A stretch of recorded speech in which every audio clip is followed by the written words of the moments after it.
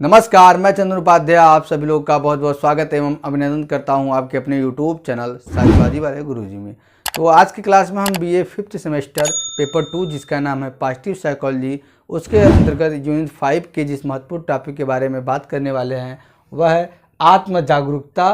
और इसमें हम देखेंगे कि आत्म जागरूकता बढ़ाने की तकनीक क्या है और इसका बेसिक कॉन्सेप्ट हमको जाना है। अगर इंग्लिश में बात करें तो आपका टॉपिक है self awareness, techniques to enhance self awareness. इसको एकदम विस्तार से हम बताने वाले हैं, ऐसा बताएंगे आपको कि आप पेपर में अच्छे से लिख लेंगे। इसलिए आप लोग पहले कॉन्सेप्ट को समझिए। देखिए, आत्म जागरूकता, आत्म मतलब स्वयं, जागरूक मतलब जागरूकता मतलब जागरूक होना, मतलब स्वयं जागरूक होने को ही आत्म जागरूकता कहते हैं। अब देखते हैं इसका अर्थ।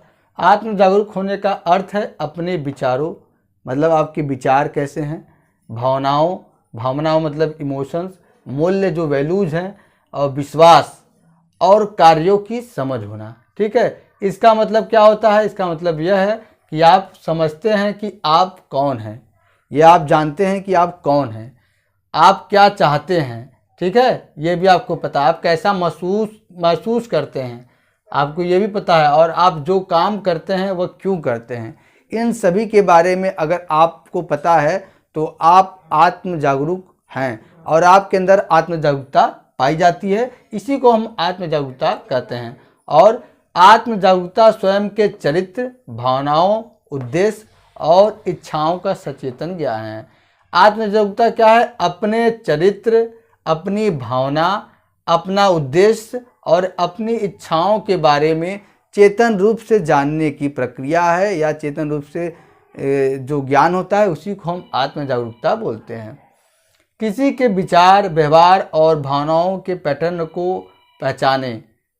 ठीक है, और आपको ये भी देखना होगा कि अपने आप को आप जब जानेंगे तो साथ ही साथ क्या है, आप किसी भी व्यक्ति के विचार, व्यवहार और भावनाओं का पैटर्न क्या है, वो कैसे उसका विचार क्या है, वो कैसे व्यवहार करता है, उसके अंदर क्या भावना है, इसका जो पैटर्न है उसको भी आप पहचानें। आत्म जागरूकता के माध्यम से व्यक्ति अपनी शक्तियों, कमजोरियों और दूसरों द्वारा उन्हें किस प्रकार देखा जाता है यह समझ सकता है। यानी आत्म जागरूकता एक ऐसा पावरफुल व्यक्ति का गुण है जिसके माध्यम से व्यक्ति उसके अंदर क्या शक्तियां हैं, क्या स्ट्रेंथ है और क्या वीकनेस यानी कि कमजोरियां हैं, और साथ ही साथ दूसरे लोग उन्हें किस प्रकार से देखते हैं, इस बात को समझ लेते हैं। इसी को आत्म जागरूकता कहते हैं। आपने जागरूकता शब्द का नाम सुना होगा। जागरूक होना, चीज़ों के बारे में अवेयर होना, यानी कि जानते रहना। जैसे एक प्रचार आता था टीवी पे, आपको याद होगा, जागो ग्राहक जागो। ठीक है, तो वो चीज़ों के बारे में आपको अवेयर करता था। ठीक है, कि कैसे उसमें क्या है, फ्रॉडिंग होता है, तो वो क्या होता है उसके बारे में आपको कंप्लीट नॉलेज देता है, जिससे भविष्य में किसी प्रकार की कोई ऐसी समस्या हो तो आप उससे अच्छे से निपट सकें। तो इसी प्रकार से आत्म जागरूकता, अपने आप को जब से आप नहीं जानेंगे तब तक क्या है, दूसरे के विचार, भावनाओं, इच्छाओं को नहीं पहचानेंगे। ठीक है जी, इसलिए कहा भी जाता है कि self love is the best love, यानी कि अपने आप से प्यार करना, अपने आप को जानना, अपने आप को समझना। जब इस चीज़ को आप जान जाएंगे, पहचान जाएंगे ना, तो आप कुछ भी कर सकते हैं। ठीक है, कुछ भी हासिल कर सकते हैं। जैसे माउंट एवरेस्ट पे जो चढ़ी थी, जिनका एक टांग नहीं था, उनको ये विश्वास था कि मैं जो है इस पर चढ़ जाऊंगे। उन्होंने अपने आप को जाना, जिससे वो क्या है, माउंट एवरेस्ट पे चढ़ गई। ठीक है, तो इसी को आत्म जागरूकता बोलते हैं।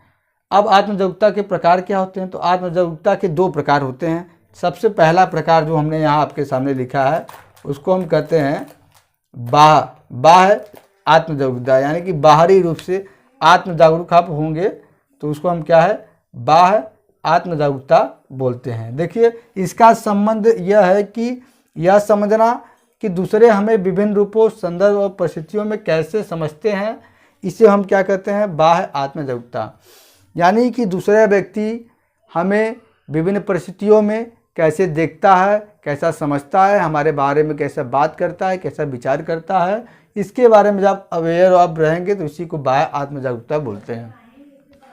और यह हमें क्या है, सामाजिक परिस्थितियों से निपटने में मदद करती है। जो बाह्य आत्म जागरूकता है, समाज में जो सिचुएशन आते हैं उससे क्या है, निपटने में हमको मदद करता है, मतलब उससे क्या है पार करने में हमारी मदद करता है, उसे समझने में हमारी मदद करता है।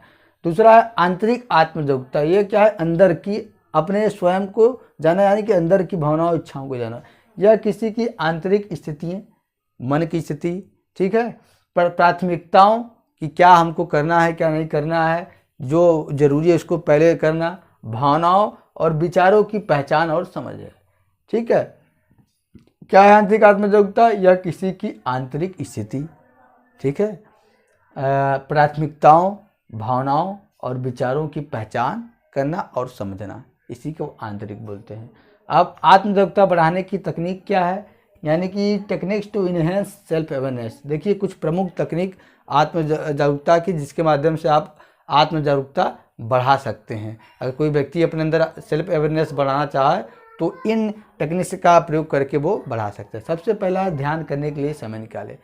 देखिए जैसे कि मेडिटेशन पे विभिन्न विद्वानों ने, ऋषियों ने, मुनियों ने पहले से ही कहा है कि हमें क्या है सुबह सुबह क्या है ध्यान की अवस्था में बैठना चाहिए, मेडिटेशन की अवस्था में बैठना चाहिए। इससे क्या होता है कि हमारे जो विचारों में, हमारे जो माइंड में काफ़ी विचारों का तूफान होता है वो धीरे धीरे शांत होता है और हमको पॉजिटिव एनर्जी मिलती है, फोकस बढ़ता है।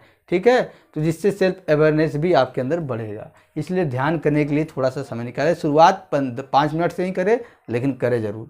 अपने लक्ष्य लिखे, ठीक है, अपने लक्ष्य को माइंड में भी रखें और अपने लक्ष्य को क्या है लिख ले पन्ने पे, और जहां आप स्टडी करते हैं वहां पे क्या है दीवार पे चिपका दें, जिससे बार बार ध्यान आप जब लक्ष्य की तरफ जाएगा तो आप फोकस्ड होंगे उस लक्ष्य को पाने के लिए, उस लक्ष्य को हासिल करने के लिए। ठीक है, कार्यस्थल पर प्रतिक्रिया प्राप्त करें। आप जहां कार्य कर रहे हैं, ठीक है, वहां पे आप फीडबैक भी दूसरों लोगों से लेते रहें कि मेरा जो हम कार्य कर रहे हैं वो ठीक कर रहे हैं कि नहीं कर रहे हैं, क्या क्या सही तरीके से कर रहे हैं कि नहीं, या गलत तरीके से क्या कमियां हैं, ये सब प्राप्त करते रहें। ठीक है, जैसे इसी पे इन्होंने कहा है ना कबीरदास ने, निंदक नियरे राखिए आंगन कुटी छवाए, बिन पानी साबुन बिन निर्मल करे सुभाए। तो यही है। ठीक, चौथा है अपने दोस्तों से बात करें। अपने दोस्तों से भी आप बातचीत करते रहें, जिससे क्या उनसे भी कई सूचनाएं हमको प्राप्त होती है, जिससे हमारे अंदर सेल्फ अवेयरनेस बढ़ता है, साथ ही साथ हमारा कम्युनिकेशन स्किल भी बढ़ता है। ठीक है, तो इसलिए अपने दोस्तों से बातचीत करते रहें। एक डायरी सभी व्यक्तियों को, चाहे बच्चे हों स्टूडेंट हो, सबको रखना चाहिए और उसमें इम्पॉर्टेंट चीज़ों को नोट करना चाहिए। साथ ही साथ दिन में जो पूरे दिन में जो आपके साथ महत्वपूर्ण घटना हुई है या कुछ अलग घटना हुई उसको भी आप नोट करते रहें। इससे आपको पता चलेगा कि क्या हमारे डेली लाइफ में चल रहा है, जो आप कमी है, ठीक है, उसको आप सुधारेंगे और अगर शक्ति जो आपके स्ट्रेंथ है उस पर आप आगे चलेंगे। एक जीवन समय रेखा बनाएं, यानी कि जीवन जीना भी एक कला है, लाइफ इज एन आर्ट। तो एक टाइम टेबल बनाए कि कब हमको सोना है, कब बजे उठना है, कब बजे खाना खाना है। ठीक है, इसका पूरा आप एक टाइम टेबल बनाएं और हो सके तो उसको आप फॉलो अप करते रहें, जिससे कि जब आप अपने जीवन में अनुशासित रहेंगे तो आप किसी भी लक्ष्य को प्राप्त कर सकते हैं। और 7वां है वस्तुनिष्ठ बने, यानी कि ऑब्जेक्टिविटी अपने अंदर लाएं, यानी कि जो कहें आप जो है खुल कर कहें, ज़्यादा घुमा फिरा कर चीज़ों को मत कहें। आप एक शब्द में अपने बात को रखें, जिससे बात की वैल्यू भी बढ़ेगी और आप आप में आत्मजागरूकता भी बढ़ेगी, सेल्फ कॉन्फिडेंस भी बढ़ेगा। 8वां अपने आप को स्वीकार करें। ठीक है, हमें अपने आप को हमेशा स्वीकार करना चाहिए कि हमारे अंदर क्या कमियां हैं, क्या हमारे अंदर स्ट्रेंथ है। इस सभी बातों का ध्यान रखते हुए आप आगे बढ़ेंगे तो आप ज़िंदगी में कुछ भी हासिल कर सकते हैं। तो अपने आप को हमें, आप जैसे भी हों, अपने आप को अब एक्सेप्ट करें, आप खुश रहे, संतुष्ट रहे। ये नहीं कि वो इतना सुंदर है तो मैं वो ये जॉब कर रहा है मैं यहाँ पे हूँ। आप स्वीकार करें और जो लक्ष्य बनाए उस लक्ष्य को पाने के लिए मेहनत करें, आप निश्चित रूप से उस व्यक्ति से आगे निकल जाएंगे। 9वां है अपने शक्ति और कमजोरियों को बचाने। ये जरूर आप करें। सभी हर व्यक्ति को ये एनालिसिस करना चाहिए कि हमारे अंदर क्या कमजोरी है। अगर कमजोरी के बारे में आपको पता चल गया, जैसे रोग के बारे में डॉक्टर को पता चल गया तो उसका दवाई देगा, रोग ठीक हो जाएगा। ठीक उसी प्रकार से जब कमजोरी के बारे में आपको अपने पता चल जाएगा तो आप क्या करेंगे, कमजोरी को आप दूर कर सकते हैं। उसी तरह से हर व्यक्ति के अंदर एक यूनिक टैलेंट होता है, यूनिक पावर होता है, तो उसको भी आइडेंटिफाई करते रहना चाहिए कि हमारे अंदर क्या शक्ति है, उसी पे फोकस करके हमको आगे बढ़ना चाहिए। ठीक, और एक और टॉपिक है, जो एक और पॉइंट है सेइंग नो।